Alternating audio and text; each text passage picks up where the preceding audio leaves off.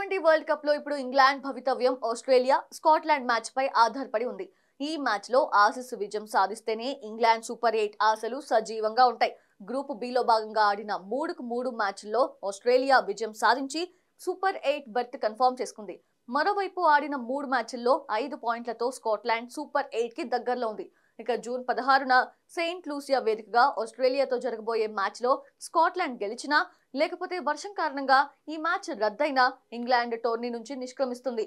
ప్రపంచంలోని అగ్రశ్రేణి జట్లలో ఒకటైన ఆస్ట్రేలియా స్కాట్లాండ్ పై విజయం సాధించడం పెద్ద కష్టమేమీ కాదు. అయితే తాజాగా Australia star pacer Josh Hazlewood చేసిన వ్యాఖ్యలు ఇంగ్లాండ్ కి దడ పుట్టిస్తున్నాయి. స్కాట్లాండ్ తో మ్యాచ్ మాకు పెద్ద కీలకం కాదు అని, ఈ మ్యాచ్ ని సీరియస్ గా తీసుకోవట్లేదు అని ఈ ఆసీస్ పేసర్ అన్నాడు. మా వల్ల ఇంగ్లాండ్ టోర్నీ నుంచి నిష్క్రమిస్తే మాతో పాటు అన్ని జట్లకు కలిసి వస్తుందని, ఇంగ్లాండ్ ప్రమాదకరమైన జట్లలో ఒకటి అని, తర్వాత స్టేజ్ లో ఇంగ్లాండ్ ని ఎదుర్కోవాల్సి వస్తే కష్టము అని హేజిల్వుడ్ చెప్పుకొచ్చాడు.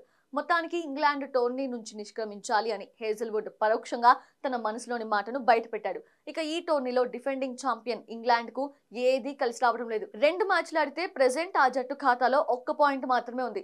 మరో 2 మ్యాచ్లు మిగిలి ఉన్నాయి.